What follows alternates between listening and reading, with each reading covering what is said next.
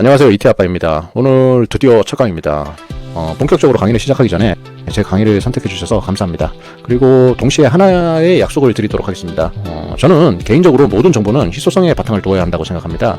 여러분들도 아시다시피 지금 이 순간에도 세상의 모든 곳에서 치열한 경쟁이 일어나고 있습니다. 그렇게 조금이라도 빨리 움직여야 조금이라도 더 많은 수익을 낼 수 있습니다.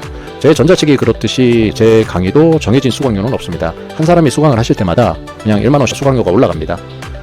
이 수강료가 무한정으로 올라가지는 않겠지만 그래도 조금이라도 빨리 배우고 조금이라도 빨리 실천하시는 분들에게 혜택이 돌아가야 하는 건 당연하다고 생각합니다. 또한 저는 제가 알고 있는 노하우나 지식을 전달하는 것도 중요하지만 최대한 여러분이 사업을 안전하게 지속하실 수 있도록 방향을 제시해 드리도록 하겠습니다. 제가 10년 이상 온라인 사업을 하면서 느낀 것이 무엇이냐면 사업이란 건 당장 리스크 있는 1,000만 원을 벌기보다 적은 금액이라도 꾸준히 벌면서 안정적으로 사업을 키워가는 맛이 있어야 한다는 겁니다. 그리고 높아심에서 말씀드리는데 지금 당장 회사를 때려치우고 전업으로 리셀을 하시겠다라고 결심을 하셨다면 그 결심을 조금 미루어 달라. 저도 10년 전에 부업으로 구매 대행을 시작했고 그 당시에 제 월급의 3배에서 4배를 벌었음에도 제가 회사를 그만두는 데는 1년 이상 걸렸습니다. 지나서 생각해보니까 사업을 하는데 가장 큰 적은 불안입니다. 수익이 지금 여러분들의 월급을 초월하고 이를 유지하는데 많은 시행착오와 시간이 필요합니다.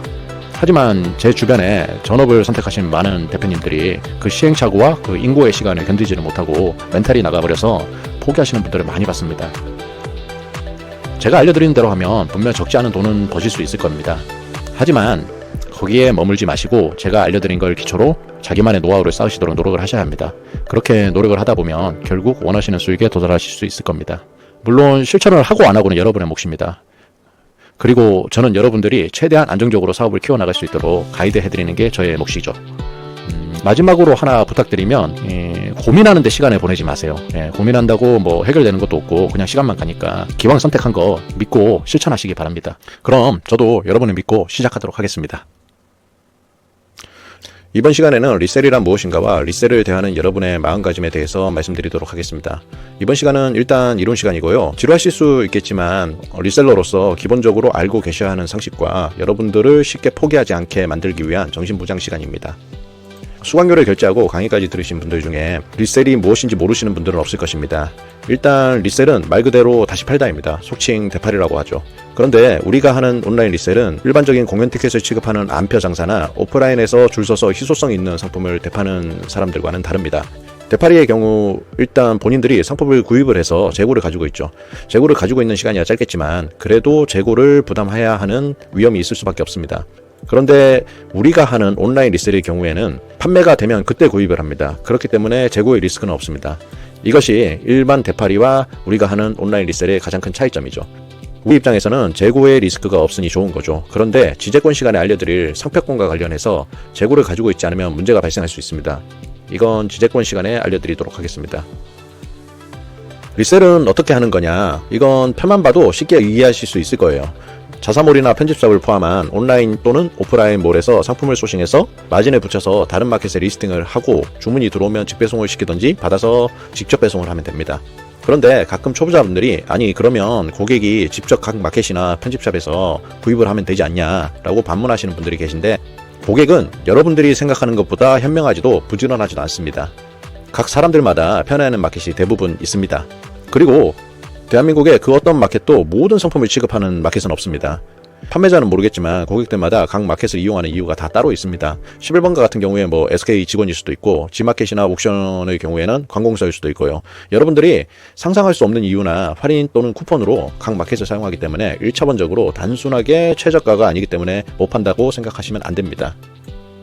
다음으로 구매대행 위탁판매 리셀을 비교해 보겠습니다. 보시면 아시겠지만 리셀의 경우 구매대행과 위탁판매를 섞어놓은 형태입니다. 비즈니스의 형태는 위탁판매에 가깝지만 공급자 또는 브랜드사의 허가를 받지 않는다는 점에서는 해외 구매대행과 좀 더 가깝기도 합니다. 그리고 이 표에서 중요한 부분은 맨 밑에 인허가나 영업신고 부분을 보시면 됩니다. 해외 구매 대행으로 화장품, 식품, 건기식을 취급하려면 따로 영업신고를 하셔야 됩니다. 그러나 위탁판매나 리셀의 경우 영업신고가 필요한 경우는 건기식만 있습니다. 다만 의약품이나 의료용품 또는 가공식품을 제외한 소고기나 돼지고기 같은 축산물을 취급하시면 안 됩니다.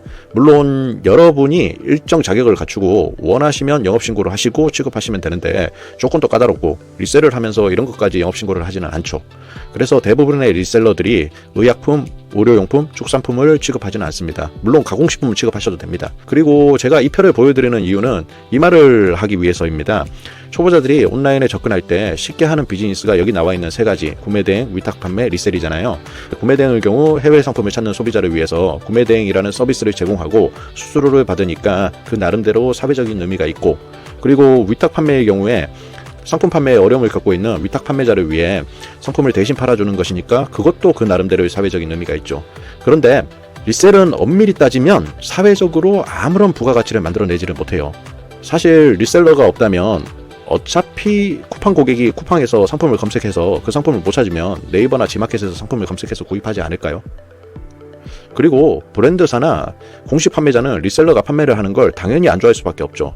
자신들이 지켜야 하는 가격 정책이 있고 마켓에 입점을 안 하면 안 하는 이유가 있는데 그걸 리셀러가 다 망친다고 생각할 수도 있죠.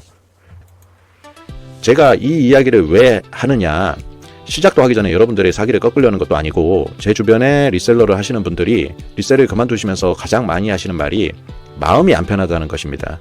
사회적으로 아무런 보람이 없다고나 할까요? 여러분들이 지금이야 처음 시작하니까 열심히 하실 준비가 되어 있지만 하시다 보면 회의감이 들 수가 있습니다. 이게 아무것도 아닌 것 같아도 생각보다 여러분들이 사업을 하면서 힘들 때 리셀을 그만두게 만드는 좋은 핑계거리가 됩니다. 그러면 여러분들은 리셀을 어떻게 바라봐야 되느냐? 간단합니다. 리셀은 돈만 보고 하는 사업입니다. 이게 좀 결이 다르지만, 예를 들어서 제가 아이폰의 원가는 모르지만 한 20만원에서 30만원 정도 하지 않을까요? 그런데 실제로 여러분들이 구입을 하려고 하면 150만원이 넘게 팔잖아요. 그럼 원가의 3배에서 4배, 많게는 5배 이상의 가격에 판매를 하는데 애플에서 죄책감을 느낄까요? 그리고 막말로 여러분이 리셀을 안 해도 누군가는 합니다. 그리고 여러분에게 원가보다 비싸게 구입하는 소비자는 여러분이 아니라도 다른 리셀러에게 더 비싸게 구입을 할 거예요. 자본주의 사회에서 돈을 못 벌면 사람 대접을 못 받아요. 여러분들도 돈을 벌어야지 사람 대접을 받을 수 있습니다. 다시 한번 마음을 다잡으시고 저를 믿고 시작하시면 반드시 돈은 벌 수 있습니다. 그러니 리셀을 시작하겠다고 기왕 마음 먹으셨다면 쓸데없는 고민이나 걱정, 감정에 휘둘리지 마시고 돈만 보고 매진하시면 됩니다. 이건 여담이지만 제가 예전에 오픈마켓 MD들을 자주 만났는데 그 친구들이 보통 20대 후반에서 30대 초반이에요. 저보다 적으면 5살, 많으면 10살 이상 어리죠. 제가 직원 데리고 방문하면 당연히 머리 숙이고 갑질을 당하죠. 물론 기분도 더럽습니다. 그런데 제가 갑질을 당하고 오픈마켓 사옥을 나오면서 늘 혼자서 하던 말이 있었습니다. 야, 그래도 내가 너보다 돈은 훨씬 많이 번다. 이번 시간은 여기까지입니다. 이번 시간은 리셀의 작동 원리에 대해서 알아보는 시간입니다. 이번 시간 또 이론 시간입니다. 모든 분야가 마찬가지이지만 이론을 탄탄하게 이해하면 여러 가지로 응용이 가능합니다.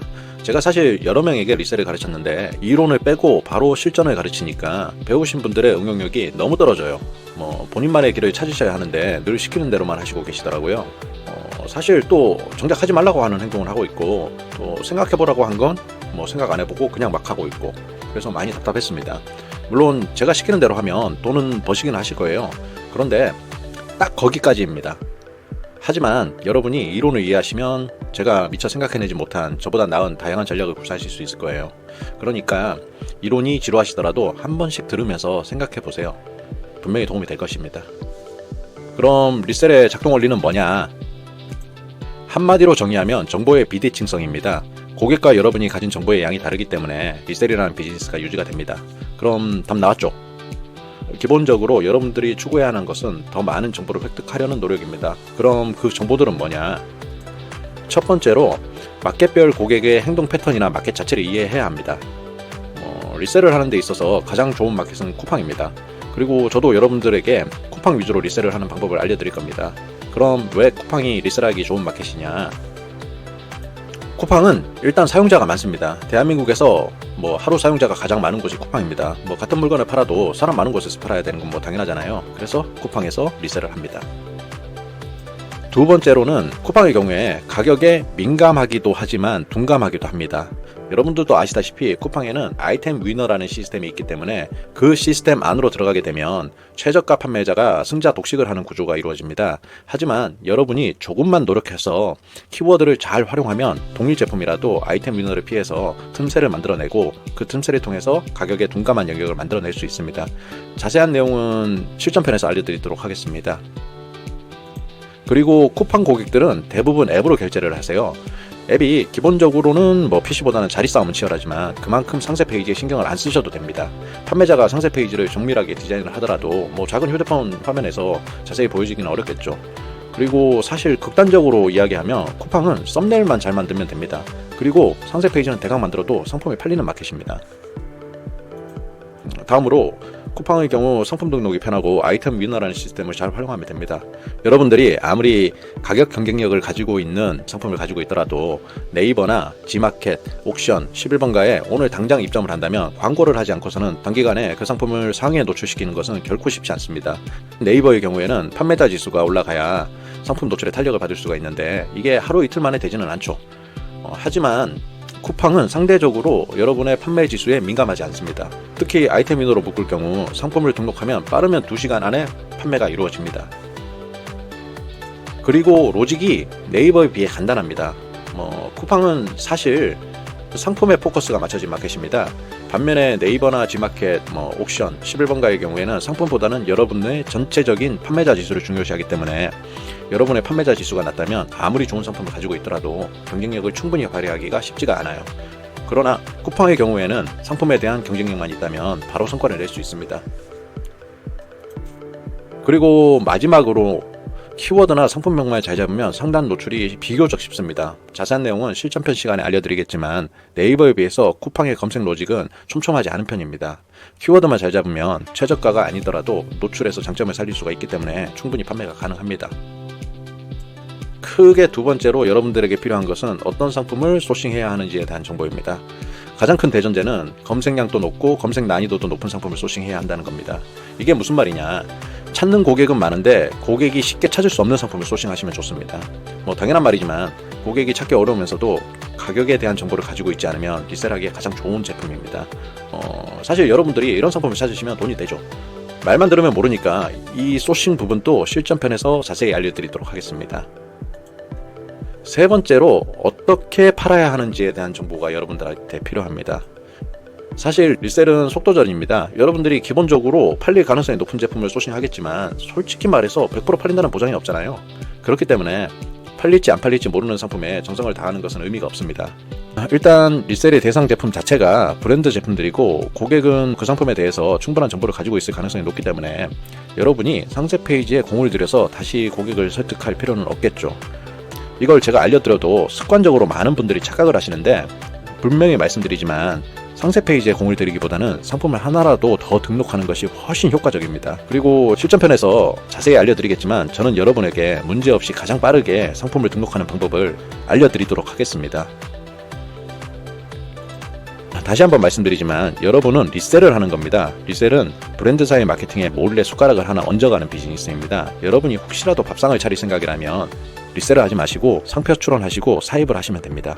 잘 가르쳐 드릴 테니까 이 상세 페이지 부분에 있어서는 본인의 생각을 적고 가르쳐 주는 대로만 따라 하시면 분명히 성공하실 수 있습니다. 이번 시간은 여기까지입니다. 이번 시간에는 리셀의 배송 방법에 대해서 알려드리도록 하겠습니다. 리셀은 배송 방법에 따라 크게 직배송 방식과 직접 배송 방식으로 나눌 수 있습니다. 직배송 방식의 경우 소싱처에서 바로 고객에게 배송을 하는 방식이고 직접 배송 방식은 짧게라도 재고를 가지고 있다가 여러분들이 직접 배송을 하는 방식입니다. 이걸 이해하는 건 크게 어렵지 않습니다. 예를 들어 직배송 방식은 리셀러가 스마트 스토어의 상품을 쿠팡에 등록해 놓으면 쿠팡 고객이 상품을 주문하면 리셀러가 스마트 스토어에 쿠팡 고객의 주소를 입력해서 배송을 시켜버리는 것이 직배송 방식입니다. 이에 반해서 직접 배송 방식은 리셀러가 쿠팡의 로켓 배송 상품을 지마켓에 등록해놓고 고객이 지마켓에 주문을 하면 리셀러가 쿠팡 로켓 배송 상품을 고객에게 직배송시키는 것이 아니라 로켓 프레시 제품을 수령해서 재포장도 하고 개별 포장도 해서 고객에게 배송하는 방식입니다. 직배송이냐 직접 배송이냐를 정하는데 정답은 없습니다. 마켓이나 소싱처에 따라서 선택적으로 운영을 하시면 됩니다. 구체적으로 직배송과 직접 배송을 비교해보면 직배송 방식의 경우 주문 처리가 쉽고 재고 부담의 위험도 없습니다. 거기다 리셀러를 거쳐가지 않기 때문에 추가 배송비도 발생하지 않습니다. 하지만 고객의 정보를 동의 없이 제3자에게 전달하기 때문에 개인정보보호법 위반의 리스크는 발생합니다. 그리고 상품을 직접 확인하는 절차가 없기 때문에 제품 사진을 직접 촬영할 기회가 없습니다. 또한 쿠팡 프레시 같이 재포장이 필요한 상품을 취급하기는 불가능합니다. 그에 반해서 직접 배송 방식은 직접 배송을 하기 때문에 개인정보보호법 위반의 가능성은 없습니다. 상품도 리셀러를 거쳐가기 때문에 제품 사진을 직접 촬영할 수도 있습니다. 물론 짧은 기간이지만 재고 부담이 발생할 수도 있습니다. 그리고 무엇보다 직접 배송을 할 경우에 택배사와 계약을 해야 하고 직배송에 비해서 포장도 해야 하고 추가 배송비도 부담을 해야 하는 단점이 있습니다. 하지만 단점들을 반대로 말하면 배송 시스템만 구축하면 이게 높은 시장 장벽이 되기 때문에 초보자들이 쉽게 들어오지는 못하는 마켓이 되는 거죠.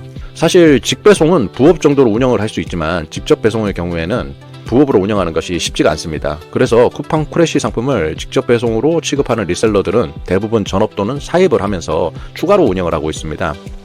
리셀을 하시는데 정답은 없습니다. 하지만 리셀로 최단 기간에 안정적으로 수입을 만들고 싶으시다면 프로그램을 이용해서 대량 등록으로 직접 배송에 도전하시는 것도 나쁜 선택은 아닙니다. 제 주변 대표님들이 평균적으로 사업자 3개 정도 운영했을 때 매달 200에서 300만원 정도의 안정적인 수익을 벌고 계십니다.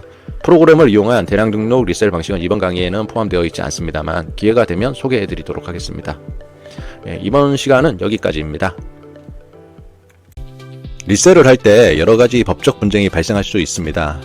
사실 제가 그동안 여러 주변 대표님들한테는 리셀을 가르쳐 드렸는데 불특정 다수를 대상으로 강의를 본격적으로 하는 데 있어서 가장 망설였던 부분이 이 법적 분쟁과 관련된 파트입니다. 첫 시간에도 말씀드렸듯이 리셀을 잘 하시던 대표님들도 대부분 이것 때문에 그만두세요. 그래서 이 내용을 안 가르쳐 드릴 수도 없습니다. 일단 여러분이 처음 내용 증명이나 경고장을 받으면 무섭습니다. 그런데 경찰에게서 고소가 되었다고 연락이 오면 얼마나 더 무섭겠습니까? 그래도 다행인 건 여러분이 제 강의를 선택하였다는 것입니다. 아시는 분은 아시겠지만 제가 최근에 온라인 분쟁과 관련해서 전자책을 한 권 썼습니다. 사실 최근에도 주변 대표님들이 온라인 사업을 하면서 여전히 소송을 겪으시는 걸 보면서 제가 10년 이상 해외 구매 대행과 리셀을 하면서 직간접적으로 겪고 해결했던 지재권 분쟁 내용을 정리해 놓았습니다. 여기다 책 광고를 하려는 건 아니니까 오해하시지는 마시고요. 그리고 어차피 지금 수강생분들은 몇 가지 조건만 갖추시면 현재 20만원인 전자책을 저렴한 가격에 구입하실 수 있습니다. 가능하면 수강생분들께는 무료로 나눠드리고 싶은데 책 내용에 주변 지인들의 개인정보와 사건 내역이 있어서 그분들께 어느 정도 보상을 해줘야 합니다. 그러나 최대한 저렴하게 제공해드리도록 하겠습니다. 그러니 정가에 따로 구입하실 필요는 없습니다. 제가 드리고 싶은 말은 제가 책을 팔고 있으니 책을 사라는 말이 아닙니다. 다만 제가 그동안 소송을 해결한 경험담을 책으로 쓰고 나니까 이 정도 정리되었으면 리셀을 교육해도 되겠다는 생각이 들었기 때문에 이 리셀 강의를 하게 되었습니다. 제가 여러분들보다 뛰어나거나 혹은 똑똑해서가 아니라 여러분들보다 먼저 겪을 거 다 겪어봤기 때문에 경험자로서 알려드릴 수 있는 장점이 있습니다. 사실 제가 알려드리는 대로만 하면 여러분들에게 소송이 발생하더라도 거의 대부분 문제가 없으실 거예요. 물론 그 전에 전제가 있죠. 제가 실전편에서 알려드리는 것 이상의 위험한 행동을 하시면 안 됩니다. 그리고 시키는 대로만 하면 문제가 발생하더라도 어느 정도 대응이 가능하실 것입니다.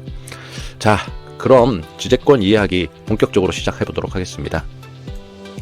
일단 리셀에서 가장 흔하게 발생하는 문제는 상표법 위반입니다. 사실 진정상품을 팔면 문제가 되지 않습니다. 그럼 진정상품은 뭐냐? 가품이 아닌 정품이죠. 즉 정품을 판매하면 문제가 되지 않습니다. 그런데 변호사들이 리셀러를 고소할 때 대부분 상표법 위반으로 고소를 하고 있습니다. 상표법 중에서도 특히 상표법 108조의 내용을 말하면서 침해라고 주장을 합니다. 그러면 리셀러는 권리소진으로 방어를 합니다. 그럼 권리소진은 또 뭐냐? 상표권자라고 하더라도 일단 상품을 판매를 하였다면 구매자가 그걸 다시 팔든지 양도를 하든지 대여를 하든지 상관이 없다는 것입니다. 그리고 사실 권리소진이 대부분 잘 먹힙니다. 하지만 엄밀히 말하면 온라인 리셀러는 권리소진을 주장하면 안 됩니다. 우리가 흔히 알고 있는 안표장사나 희소성이 있는 상품을 줄 서서 구입해서 대파는 경우야 상품을 구입한 다음에 판매를 하기 때문에 문제가 없지만 여러분이 하는 온라인 리셀은 상품 구입을 하기 전에 상품을 오픈마켓에 노출시키기 때문에 엄밀히 따지면 권리소진이 생기기 이전에 상표를 침해하는 행위가 먼저 발생하는 거죠. 그러나 법률적으로는 이렇지만 다행인 것은 변호사들이 이걸 잘 모른다는 것입니다. 변호사들이 사건을 검토할 때 여러분들이 일하는 방식이나 속사정까지는 알 수 없기 때문에 여러분이 등록한 상세 페이지만을 보고 판단을 하겠죠. 그런데 상세 페이지에는 여러분이 그 상품의 재고를 가지고 있는지 아니면 상품을 구입하기 전인지 등이 명확하게 나와 있지 않죠. 만일에 변호사들이 이 같은 사정을 안다면 여러분들의 상품 등록일 또는 최정일을 기준으로 그 이전에 여러분이 상품을 구입한 영수증을 제출하지 못한다면 상표권 침해라고 주장을 할 수 있게 됩니다. 하지만 지금까지 제가 제 주변의 많은 대표님들 중 그 누구도 이런 식으로 주장하는 변호사의 고소장이나 내용 증명을 보지는 못하였습니다. 이게 좀 이해하기 어렵나요? 그럼 그냥 간단하게 권리 소진으로 방어는 하지만 권리 소진이 무적은 아니다 라고 이해하시면 됩니다. 그런데 사실 여러분은 문제가 생기더라도 단순히 권리 소진으로 방어를 하지는 않으실 거예요. 왜냐하면 제가 더 확실한 방법으로 방어를 할 수 있도록 다음 시간에 알려드리도록 하겠습니다. 두 번째는 이미지 저작권입니다. 사실 이건 대량 등록이 아니고 수기 등록이라면 여러분이 조심하면 피할 수 있는 부분입니다. 그렇지만 기본적으로 이미지 저작권과 관련해서 아셔야 하는 내용이 있습니다. 일단 저작물이 뭐냐? 인간의 사상이나 감정을 표현한 창작물이라고 합니다. 이거 무슨 말인지 모르겠죠. 이게 뭐 사상, 감정, 창작 이게 전부 다 추상적인 단어로만 써 있어서 알 수가 없습니다. 법이 이렇게 구체적이지 않으니 실무에서도 문제가 많이 일어납니다. 같은 상품으로 고소를 당해도 누구는 경찰, 검사 잘 만나서 무혐의, 누구는 잘못 만나서 기소유예. 이게 현실입니다. 저도 이미지 저작권으로 소송에 걸려서 경찰 조사를 받으러 갔는데 사실 상대편 변호사도 내용을 잘 모르고 경찰 조사관도 내용을 잘 몰라서 엉뚱한 소리만 하고 있습니다. 그래서 저는 판례를 근거로 명확하게 설명을 해서 무혐의를 받았는데 그렇지 못한 경우에는 무혐의를 받아야 하는데도 불구하고 기소유예 이상의 처벌을 받으시기도 하세요. 하지만 여러분들은 너무 걱정하지 않으셔도 됩니다. 이미 많은 리셀러들이 소송을 당하면서 만들어 놓은 어느 정도 정리된 안전선이라는 게 있습니다. 일단 본인이 촬영한 이미지는 당연히 괜찮습니다. 그러나 여러분들이 직접 배송을 하지 않고 직배송을 하게 되면 해외 구매 등처럼 제품을 볼 일이 없기 때문에 촬영이 불가능하겠죠. 그리고 눕기 딴 이미지는 사용을 하셔도 됩니다. 눕기 딴 이미지가 뭐냐? 여기 나와 있는 것처럼 뭐 제품 사진 딱 있고 뒤에 흰색 배경 있고 뭐 아무런 디자인적 요소가 들어가 있지는 않죠. 다만 여기 나와 있는 신발이나 의류처럼 뭐 신발끈을 포인트 있게 묶었다든지 의류의 경우 DP가 특이한 경우에 사용을 하시면 안 됩니다. 그리고 당연한 말이지만 여기 나와 있는 것처럼 비용을 들인 스튜디오 촬영샷이나 연출 이미지는 무조건 피해야 합니다. 그리고 다음으로는 디자이너의 손을 탄 이미지는 피해야 합니다. 얼핏 보면 눕기 딴 이미지처럼 보이지만 디자이너가 더 선명하게 이미지를 만든 경우이거나 원본 없이 디자이너가 처음부터 디자인을 한 경우가 있습니다. 이 경우에도 사용을 하시면 안 됩니다. 사실 여기 나와 있는 제품들은 그래도 구분이 가는데 가끔씩 눕기 딴 이미지와 구분이 불가능한 경우가 많이 있으니 주의하셔야 합니다. 자, 그런데 문제가 있습니다. 이미지를 어떻게 구하느냐? 각 브랜드사에서 눕기 딴 이미지를 상세 페이지나 썸네일에 제공하면 여러분이 쓰면 되는데 대부분 그렇지 않습니다. 실전편에서 자세히 알려드리겠지만 깔끔한 눕기 딴 이미지를 구하는 것이 현실적으로 어렵기 때문에 지금은 그냥 리뷰에서 이미지를 구하고 이미지 편집 툴을 이용해서 배경을 제거한다 정도로만 이해하시면 됩니다. 세 번째는 개인정보보호법 위반입니다. 직배송하는 리셀러에게 가장 취약한 부분이 이 개인정보법 위반입니다. 직접 배송을 하시면 전혀 문제가 되지 않지만 직배송을 할 경우에 문제가 됩니다. 무엇이 문제이냐? 예를 들어서 쿠팡 고객이 리셀러에게 주문을 할 경우에 그 고객은 쿠팡 약관에 따라서 리셀러에게 이제 판매자에게 배송 관련 정보를 넘기는데 동의가 된 상태입니다. 그러나 그 고객이 리셀러가 직배송을 위해서 스마트 스토어에 주문을 하면서 스마트 스토어 판매자에게 쿠팡의 고객 정보를 넘기는 데는 동의를 한 것이 아닙니다. 그렇기 때문에 리셀러가 고객의 동의 없이 고객의 정보를 네이버 판매자에게 주는 것이 문제가 되는 것입니다. 이것 때문에 많은 리셀러가 상세 페이지 상단이나 하단에 개인정보 보호 동의 관련 내용을 써놓았는데 사실 관련 내용을 써놨다고 하더라도 문제를 삼으면 방어하기가 어렵습니다. 왜냐하면 개인정보보호법 제22조에 법으로 동의를 받는 방법이 정해져 있기 때문입니다. 단순하게 공지를 한다고 해결되는 것이 아니고 고객이 명확하게 인지한 후 동의를 표시한 때에만 허용이 됩니다. 이거 정확하게 하시려면 상품 등록하시면서 옵션에 개인정보보호법 관련 동의합니다 라고 만들고 해당 옵션에서 고객이 동의를 선택하도록 해야 하는데 이게 오픈마켓에 따라 약간의 위배가 될 수가 있습니다. 그래서 현재로서는 직배송으로 리셀을 하시는 경우에 개인정보보호법 위반을 피할 수 있는 현실적인 방법은 그냥 상하단에 관련 내용을 공지하는 수준밖에 없습니다. 물론 공지가 없는 것보다는 낫지만 그래도 나중에 문제가 생겼을 때 완벽하게 스스로를 보호하기는 부족한 것이 사실입니다. 그리고 사실 개인정보보호법 위반의 경우에 브랜드사에서 거는 것이 아니라 구매자가 판매자를 상대로 고소를 하는 것이기 때문에 진짜 특이한 경우가 아니면 잘 일어나지 않습니다. 대부분의 고객들이 여러분의 상품이 리셀 상품인 걸 인지하지도 못할 뿐더러 인지한다고 해도 어떤 고객이 개인정보보호법의 정확한 내용을 알고 힘들게 고소장 작성해서 경찰서에 방문하겠습니까? 혹시라도 그런 비정상적인 고객이 있어서 소송에 걸린다면 현재로서는 상세 페이지에 개인정보보호법 관련 공지를 최대한 강조하면서 고객이 인지할 수 있었다는 식으로 밀어붙여야 합니다. 여기까지가 기본적으로 리셀러가 알아야 하는 법률 관련 내용입니다. 사실 여기까지만 설명드리면 막상 여러분이 고소가 되었을 때 대응을 할 수 없기 때문에 소송 관련 내용은 다음 시간에 정리해 드리도록 하겠습니다. 그리고 소송과 관련해서 제가 첫 시간에 여러분과 약속한 대로 저는 여러분들이 최대한 안정적으로 사업을 유지할 수 있도록 제가 알고 있는 모든 노하우를 공유해 드릴 테니 알고는 있으시되 아직 일어나지 않은 일에 대해서 미리 걱정하실 필요는 없습니다. 이번 시간은 여기까지입니다. 소송 관련해서 지금부터 해드릴 이야기는 여러분에게 안 일어나길 기도하겠지만 일어났을 때 방어하는 방법입니다. 여러분들이 혹시라도 상표법 위반으로 고소가 되어서 경찰 조사를 가면 조사하는 경찰관이 물어봐요. 왜 브랜드사의 허가도 없이 판매를 하시죠? 라고요. 그럼 여러분은 어떻게 대답을 할까요? 대답이 잘 안 나오죠. 그러면 반대로 물어볼게요. 경찰 조사관은 왜 여러분에게 브랜드사의 허가도 안 받고 판매를 하시냐? 라고 물어볼까요? 사실 간단합니다. 원고 측이 고소장에 피고가 우리 허락도 안 받고 판매를 하고 있으니 상표법 위반이다 라고 주장을 하고 있기 때문입니다. 경찰 조사관이 그걸 보고 여러분들한테 물어보는 거예요. 여기서 여러분이 죄송합니다 이렇게 해버리면 게임이 끝나버려요. 아니면 여러분이 저한테 배운 대로 이건 제가 안 된다고 하던데요? 라고 주장을 하면 경찰 조사관이 물어볼 거예요. 왜 제가 안 되죠? 그럼 여러분이 뭐라고 할까요? 남들이 다 제가 안 된다고 하던데요? 라고 할 건가요? 이것보다 조금 더 나으신 분이라면 리셀은 진정 상품을 재판매하는 것이기 때문에 권리 소진으로 상표권 침해가 되지 않습니다 라고 주장을 하실 거예요. 이 정도만 되어도 엄청나게 준비를 하신 분이죠. 여기에 더해서 권리 소진과 관련된 대법원의 판결문을 준비해 가시면 더 좋죠. 그러나 여러분이 이렇게 준비를 해간다고 해도 경찰 조사관이나 검사에 따라서 이를 인정해줄지 안 해줄지는 확실하지가 않습니다. 그리고 상표법 108조를 근거로 여러분을 기소 쪽으로 몰고 가려고 할 수도 있습니다. 자, 그럼 어떻게 해야 하냐? 제가 여러분들에게 첫 시간에 말씀드린 대로 최대한 안전하게 사업이 가능하도록 제가 알고 있는 모든 노하우를 공유해 드린다고 했죠. 그래서 강의를 수강하시는 분들에게는 어렵지 않은 조건만 갖추신다면 저와 제 지인들이 리셀을 하면서 이미 겪었던 무혐의 또는 무죄의 사건 내역과 판결문 그리고 진술서를 최대한 저렴하게 공유해 드리도록 하겠습니다. 이게 무엇을 의미하냐? 여러분들이 하게 될 리셀은 이미 많은 선배 리셀러들이 해왔던 방식을 제가 나름대로 변형을 한 것입니다. 그런데 저를 포함한 많은 선배들이 고소고발을 당하고 대응하면서 무혐의나 무죄를 받은 사건과 판결문들을 가지게 된 것이죠.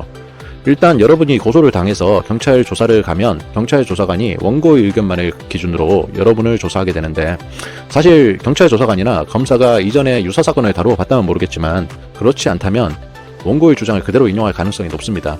이때 동일 또는 유사 사건에 대해서 무혐의 또는 무죄를 받은 사건 기록과 판결문을 제시한다면 이야기는 많이 달라집니다. 여러분들 사건 이전에 발생한 유사하거나 동일한 사건에 대해서 이미 경찰이나 검찰에서 무혐의 처리된 사건이 있을 경우에 경찰 조사관이나 검사가 이를 뒤집기는 쉽지가 않겠죠. 사실 이런 논리죠. 이전에 나랑 똑같은 행동을 한 사람이 무혐의나 무죄를 받았으니까 나도 무혐의나 무죄를 줘야 한다는 논리죠. 제가 지난 10년 동안 다수의 소송에서 단 한 번도 무혐의나 불기소 이상의 기소 처분을 받지 않은 논리가 이것입니다. 그러나 초보자들이 이런 사건 기록이나 판결문을 구하기는 쉽지 않겠죠. 그래서 누군가는 해야 한다고 생각해서 제가 이것들을 정리해 놓았습니다. 그리고 단순하게 사건 내용이나 판결문만을 여러분에게 공유해 드리는 것이 아니라 우리의 논리를 효과적으로 경찰이나 검사에게 전달하기 위해 제가 직접 작성하고 사용한 진술서도 제공해 드리고 있습니다. 여러분이 제가 알려드리는 것 이외에 위험한 행동을 하시지만 않으시면 고소가 된다고 하더라도 잘 대응하실 수 있을 것입니다. 물론 제가 변호사가 아니기 때문에 여러분의 개별 사건에 대해서 도움을 요청하셔도 도움을 드릴 수가 없습니다. 하지만 여러분이 혹시라도 겪으실 소송과 관련된 부분은 대부분 제가 전자책에 정리를 해놓았기 때문에 잘 참조하시면 됩니다. 이게 사실 제가 최근에 쓴 전자책 나는 어떻게 검사의 기소 의견을 무혐의로 뒤집었을까의 내용입니다. 이 책으로 여러분을 100% 무혐의나 무죄를 보장해드리기는 어렵겠지만 그래도 문제가 발생했을 때 최소한 어떻게 대응을 해야 할지에 대한 대응 매뉴얼을 가지게 되었다는 의미로 봐주시면 됩니다. 좀 전에 말씀드렸지만 제 강의를 수강하신 분들에게는 몇 가지 미션만 하시면 최대한 저렴하게 나눠드리고 있으니까 따로 구입하실 필요는 없습니다. 그리고 지금까지 2편에 걸쳐서 리셀 관련 법적 분쟁에 대해서 설명해 드렸는데 법적 분쟁이 걱정은 되실 수 있겠지만 제가 설명드린 대로 어느 정도 해결이 가능하니까 대비는 하시되 너무 걱정은 하지 않으셔도 됩니다. 오늘은 여기까지입니다. 이번에는 리셀러가 취급하기 쉬운 상품과 취급하기 어려운 상품을 알아보도록 하겠습니다. 사실 리셀러는 대부분의 상품을 취급해도 됩니다. 다만 몇 가지 고려해야 하는 것들이 있습니다. 첫째로 영업신고 대상인 상품들은 취급을 고려해 보셔야 합니다. 건강기능식품이나 의약품, 의료기기, 축산물 등과 같이 특별히 영업신고를 하여야 하는 상품은 영업신고를 하지 않고 판매를 하시면 안 됩니다. 건강기능식품의 경우 영업신고 자체가 그렇게 어려운 편이 아니기 때문에 한번 고려해 보실 필요는 있습니다. 하지만 리셀을 하면서 의료기기나 기타 전문적인 영업신고까지 하실 필요는 없으시겠죠. 그리고 두 번째로 효율을 고려해 봐야 합니다. 대부분의 리셀러들이 인테리어 용품이나 가구는 취급하기를 꺼려 합니다. 왜 그러냐? 여기 나와 있는 것처럼 이미지 저작권 문제를 해결하기가 어렵습니다. 여기 보시면 아시겠지만 왼쪽 편이 커튼의 썸네일입니다. 그런데 여러분도 보시다시피 스튜디오 촬영샷이에요. 여기서 커튼의 이미지를 오려내는 것도 힘들 뿐더러 오려낸다고 해도 그게 정상적인 제품으로 고객한테 보여지지 않겠죠. 이렇게 대부분의 브랜드사에서 인테리어 용품이나 가구의 경우 스튜디오 촬영 사진을 사용하기 때문에 이미지 저작권을 피할 수 있는 이미지 확보가 어렵습니다. 그래서 여러분들이 소싱을 할 때 상품 등록 과정까지 고려를 해서 쉽게 상세 페이지나 썸네일을 제작할 수 있는 카테고리를 선택하시는 것도 중요합니다. 할인을 잘하는 가전제품이나 이미지를 구하기 쉬운 뷰티, 가공식품, 그리고 건기식이 리셀의 주요 대상 카테고리인 이유입니다. 제품과 패키징이 심플하여 이미지를 구하기도 쉽고 사진을 가공하기도 쉬운 카테고리를 접근하시면 됩니다. 이미지를 수집하고 가공하는 방법은 실전편에서 알려드리도록 하겠습니다. 그리고 마켓의 특성에 따른 소명이 어려운 해외 브랜드 상품은 취급을 피하세요. 만일 여러분이 구찌, 로레알, 랑콤 등과 같은 제품을 스마트 스토어에서 소싱을 해서 쿠팡에 등록할 경우에 쿠팡에서 정품 소명을 요청하면 여러분이 정품 소명을 해야 하는데 사실상 스마트 스토어 판매자가 정품 소명을 해주지도 않을 뿐더러 스스로 해결하는 것도 불가능합니다. 그러니 해외 유명 브랜드는 피하시는 게 정신건강에 좋습니다. 마지막으로 리셀에 민감하게 반응하는 브랜드들이 있습니다. 여러분들이 상품을 등록하면 하루나 이틀 안에 내리라고 전화를 하거나 메일을 보내는 브랜드들이 있습니다. 이럴 경우 아쉽지만 바로 상품을 내려주시면 됩니다. 사실 이런 경우가 많으면 여러분이 어렵게 작업해서 상품 등록한 것이 아깝게 되기 때문에 지금까지 저와 제 주변 지인들이 그동안 리셀을 하면서 모아온 금치거 리스트를 수강생에게 제공해 드리도록 하겠습니다. 완벽하게 이런 문제를 막을 수는 없겠지만 그래도 참고하시면 지재권 소송도 어느 정도 피하면서 삭제할 상품을 등록하는 경우도 줄어들 것입니다. 이번 시간은 여기까지입니다. 시작이 반입니다. 여러분이 아직 준비가 안 되었다면 이번 시간에 반드시 준비하시기 바랍니다. 리셀을 시작하기 위해서 가장 먼저 사업자 등록을 해야 합니다. 사업자 등록은 홈택스에서 신청하면 당일 또는 다음날 등록이 완료됩니다. 일반 가세자의 경우 1년에 2번 부가세 신고를 합니다. 간이 가세자의 경우 1년에 한 번만 부가세 신고를 하면 됩니다. 부가세란 매출에 대하여 부과하는 세금입니다. 일반 가세자는 매출의 10%가 적용되며 사업에 필요한 사업용품을 구매한 비용에 대해서 세액공제를 받으실 수가 있습니다. 하지만 간이 가세자는 일반 가세자보다 낮은 세율이 적용되지만 사업용품을 구매한 비용에 대해서 0.5%만 공제받을 수 있습니다. 리셀의 경우 초기 사업용품에 대한 투자 비용이 없기 때문에 특별한 경우를 제외하고 무조건 간이 가세자로 신청을 하시는 것이 유리합니다. 리셀을 하실 때 집주소로 사업자 등록을 하여도 아무런 상관이 없습니다. 하지만 만일에 개인적인 사유로 집주소로 사업자 등록이 어려운 경우에는 월 사용료를 주고 비상주 사무실을 이용하셔도 됩니다. 다만 간이 사업자로 등록을 하실 경우 비상주 사무실 계약 전에 반드시 간이 사업자 가능 여부를 확인하시고 간이 사업자 등록이 가능한 곳과 계약을 하셔야 됩니다. 참고로 간이 사업자의 경우 세금계산서 발행이 불가능합니다. 하지만 가끔 고객이 간이 가세자에게 세금계산서나 현금 영수증 발행을 요청하는 경우가 있는데 이 경우에는 오픈마켓의 결제 내역 또는 카드 승인 내역을 증빙자료로 사용하시라고 안내하시면 됩니다. 통신 판매업 등록을 위해서는 오픈마켓에서 구매안전 서비스 이용 확인증을 발급받으셔야 합니다. 일단 사업자 등록증이 발급이 되면 오픈마켓은 가입이 가능합니다. 그럼 쿠팡에 가입하셔서 구매안전 서비스 이용 확인증을 발급받으시기 바랍니다. 그리고 정부24에서 통신 판매업 신고를 하시면 됩니다. 기간은 약 3에서 5일 정도 걸리고 비용은 2만원에서 24,000원 정도 발생합니다. 통신 판매업 등록증이 나오면 쿠팡에 등록해 주시면 됩니다. 어려운 과정이 아니기 때문에 따로 추가적으로 설명드리지는 않겠습니다. 다음은 여러분이 대부분 개인 사업자이기 때문에 본인이 사용하시는 카드 중에 하나 또는 복수의 카드를 사업자용으로 사용하시면 됩니다. 아니면 여러분의 주요 소싱처인 쇼핑몰의 할인카드를 새로 만드셔도 됩니다. 일단 사업자 카드를 지정하셨다면 홈택스에서 사업용 신용카드를 등록하면 등록일로부터 매입 증빙이 가능합니다. 그리고 필요에 따라서 소싱처인 쇼핑몰마다 할인 전용 카드를 만드시면 됩니다. 단 만드신 신용카드는 반드시 홈택스에 등록하셔야 합니다. 그리고 네이버의 플러스 멤버십은 기본적으로 가입하시기 바랍니다. 이 정도 준비하셨으면 여러분이 리셀을 하실 준비가 되었습니다. 아직 준비가 안 되셨다면 기왕 리셀하기로 마음 먹은 것이니 오늘 당장이라도 준비하시기 바랍니다. 내일로 미루면 내일이 모레가 되고 모레가 그 다음 날이 되니까 결국은 수강료만 날리게 됩니다. 참고로 일단 결제하신 수강료는 절대 환불이 없습니다. 그러니 오늘이라도 당장 준비하시고 실행하시기 바랍니다. 이번 시간은 여기까지입니다.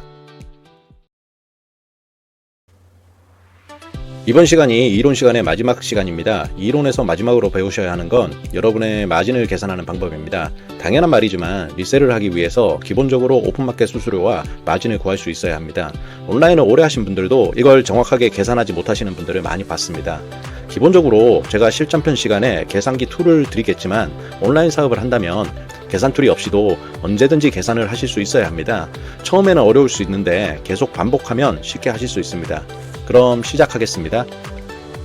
일단 오픈마켓 수수료를 계산하는 방법과 여기서 산출된 정상 금액을 기준으로 여러분의 마진을 구하는 방법을 알아보도록 하겠습니다. 오픈마켓 수수료 공식은 굉장히 간단합니다. 여기 나와 있는 것처럼 판매가는 고객이 여러분의 상품을 구입할 때 지불하는 금액이고 오픈마켓 수수료는 여러분이 상품이 팔렸을 때 오픈마켓에 지불하는 수수료입니다. 그리고 판매가에서 오픈마켓 수수료를 빼면 여러분 통장으로 입금되는 정상 금액을 확인할 수 있습니다. 생각보다 간단합니다. 그런데 오픈마켓 수수료의 경우 오픈마켓마다 정책이 다 다릅니다. 예를 들어 쿠팡의 경우 카테고리별로 다르고 스마트 스토어의 경우 사업자 매출 또는 고객의 결제 수단에 따라 수수료가 다르게 적용되고 있습니다. 여러분들이 쿠팡에서 리셀을 하실 경우 대부분 여기 나와 있는 카테고리를 하실 거예요. 디지털 같은 경우에 약 7.8%, 뷰티 제품은 9.6%, 식품은 10.6%, 주방용품은 10.8%입니다. 마켓별 수수료율은 인터넷에서 쉽게 찾아볼 수 있기 때문에 제가 따로 안내드리지는 않겠습니다. 그럼 예를 들어서 여러분이 전자제품을 쿠팡에서 4만원에 판매를 한다면 정상 금액은 얼마가 되냐? 판매가인 4만원에서 오픈마켓 수수료인 약 3,500원을 제하면 여러분의 통장에 입금되는 금액인 정상 금액은 약 37,000원 정도가 됩니다. 이걸 기준으로 여러분의 매입 금액을 제한 마진을 알아보도록 하겠습니다. 마진 공식은 굉장히 간단합니다. 정상 금액에서 매입 금액인 구입가를 빼주시면 됩니다. 정상 금액이 약 37,000원이었고 구입가가 3만원이라면 여러분의 마진은 약 6,800원 정도가 됩니다. 여기서 부가세를 제외하면 약 6,000원 정도의 순이익이 발생하는 것입니다. 이걸 쿠팡에서 판매 중인 실제 상품으로 예를 들어서 보여드리도록 하겠습니다. 제가 찾은 상품인데 이 상품은 임산부용 크림입니다. 현재 아이템 위너 최저가 판매자가 약 68,000원에 판매를 하고 있습니다. 현재 리뷰가 약 8개 달려있으니 적어도 40개, 많으면 100개 이상 팔린 상품입니다. 그런데 이 상품의 소싱 가격은 얼마냐? 브랜드사인 소싱처도 제가 미리 다 찾아놨습니다. 구입가는 49,800원으로 배송비 3,000원을 합치면 52,800원 정도 됩니다. 지금 보시면 아시겠지만 예약 판매 중으로 10일 뒤부터 배송을 한다고 합니다. 그런데 이런 예약 상품을 가지고 예를 드는 것이 적절치 않다고 반문하시는 분들이 있을 것 같은데 이건 하나만 알고 둘은 모르는 반문입니다. 재고가 없으니 여러분이 쿠팡에서 판매를 하지 않으시겠다면 그냥 초보셀러인 거죠. 그럼 중수는 어떻게 하냐? 간단합니다. 쿠팡에 예약 상품으로 공지를 하고 배송기간을 넉넉하게 잡으시면 됩니다. 실제로 촬영일인 오늘이 9월 27일입니다. 그런데 현재 쿠팡에서 판매하고 있는 셀러의 경우 배송일을 10월 10일로 해놓았습니다. 이렇게 해놓으면 지금 소싱처에서 재고가 없다고 하더라도 주문을 받는데 문제가 없습니다. 여러분이 재고가 없다고 포기하는 순간에도 누군가는 기회를 만들어서 돈을 벌고 있습니다. 다시 돌아와서 그럼 이 상품의 마진을 분석해 보도록 하겠습니다. 현재 아이템 위너가 68,000원에 판매를 하고 있으니까 우리는 67,000원으로 아이템 위너를 빼앗아 오겠습니다. 화장품이니까 수수료는 9.6%입니다. 그런 쿠팡 수수료는 약 6,500원 정도가 되며 정상 금액은 65,000원 정도입니다. 여기에 배송비를 포함한 매입 금액인 52,800원을 빼주면 약 7,700원 정도가 되며 부가세 10%를 제외한다면 7,000원 정도의 순이익을 벌 수 있습니다. 여담이지만 이런 상품을 두세 개 정도만 가지고 있어도 여러분은 무난히 한 달에 순이익 50만원 이상을 벌 수 있습니다. 이게 리셀의 매력이죠. 그리고 이 마진 계산은 온라인 사업을 한다면 언제든지 고민 없이 하실 수 있어야 됩니다. 처음이야 힘들겠지만 여러 번 반복하면 자연스럽게 할 수 있게 됩니다. 처음 말씀드린 것과 같이 이번 시간이 제 온라인 리셀 강의 중 이론 수업의 마지막입니다. 다음 시간부터는 여러분이 직접 상품을 소싱도 해보고 썸네일과 상세 페이지도 만들어보는 실전 시간이 시작됩니다. 초보자에게는 쉽지 않겠지만 최대한 잘 이해하실 수 있도록 알려드리도록 하겠습니다. 그동안 지루했던 이론 수업을 잘 따라와 주셔서 감사합니다. 내용이 좋았다면 구독, 좋아요, 알림 설정 부탁드립니다.